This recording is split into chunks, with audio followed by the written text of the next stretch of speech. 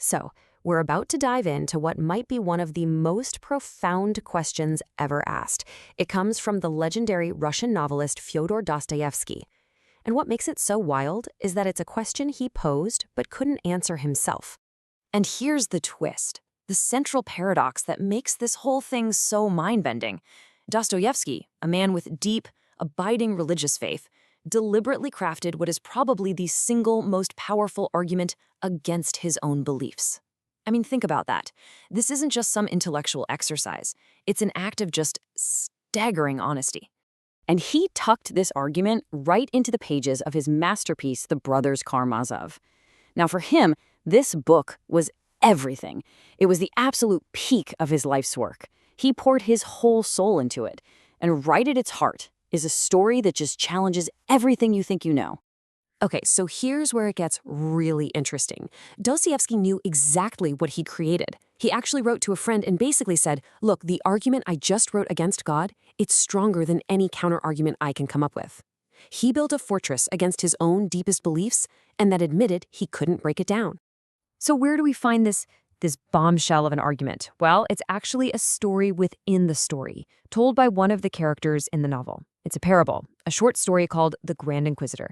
And man, is it a masterclass in philosophical tension. So what is this case he's making? Well, at its core, it's an argument against human freedom. But, and this is the crazy part, it's framed as an act of compassion, an act of mercy. It's dark, it's super compelling, and honestly, it's deeply unsettling. The setup here is just pure drama. Picture this. It's the 16th century, the height of the Spanish Inquisitor, and Christ just quietly shows up again on Earth. The people are drawn to him, they recognize him, but he's immediately arrested by the head of the church, the Grand Inquisitor. And what happens next isn't a debate. It's a monologue. The Inquisitor goes to Christ's cell and just lays out his entire case. And throughout this whole epic speech, Christ says nothing, not a single word. The whole argument really boils down to 3 specific temptations that Christ faced in the desert. The Inquisitor's whole point is that by rejecting those temptations, Christ made a huge, cruel mistake, that he totally misunderstood what people actually need, and in doing so, condemned all of us to a life of suffering. And this right here, this is the central conflict. On one side, you have what Christ gave us, this difficult, messy gift of freedom. The freedom to choose, to doubt, to believe, all that uncertainty. And on the other side, you have the Inquisitor's fix.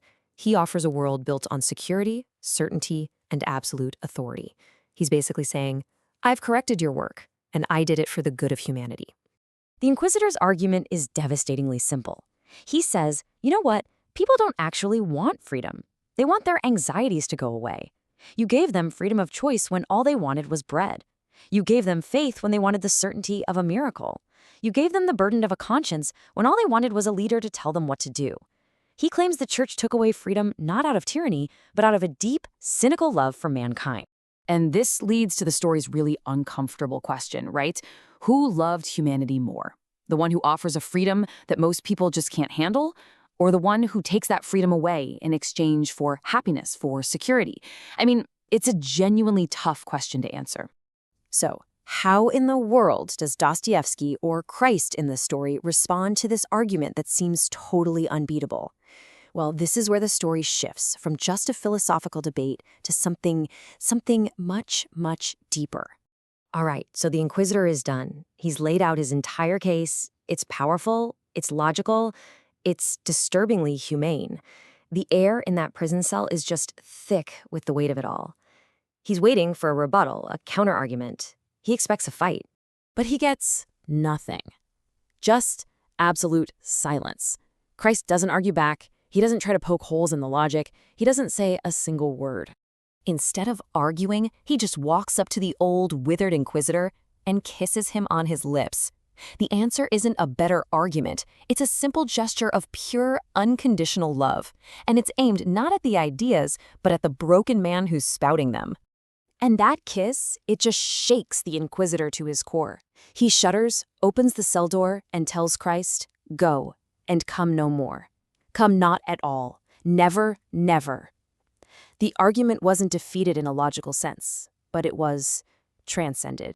And this moment right here is what leads us to the story's true point. Because Dostoevsky isn't really concerned with who won the debate. He's after something way more important.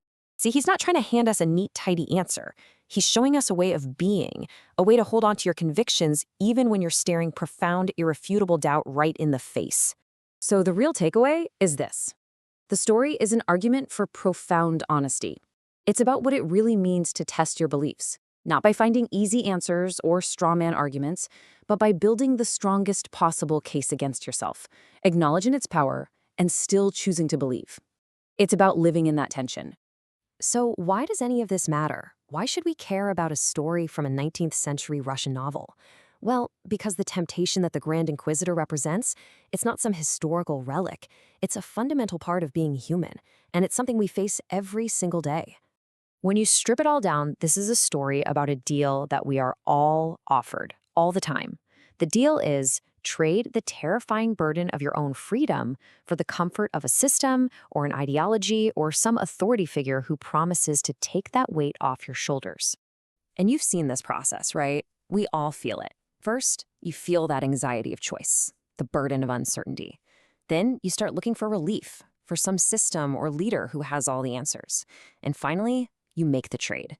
You give up a piece of your authentic freedom for that feeling of predictable comfort. And sure, making that trade, it might bring you some relief. It might even make you feel happy for a while. But Dostoevsky's point is that we lose something absolutely essential in that bargain. We become diminished. We become less capable of real love or real faith because we've outsourced the very thing that makes us human, our freedom to choose. So ultimately, this is the lesson Dostoevsky leaves us with, that honestly wrestling with the questions you can't answer is a more valuable, more human thing to do than just settling for an easy certainty that requires you to ignore all the hard parts. So I'll just leave you with this question to think about.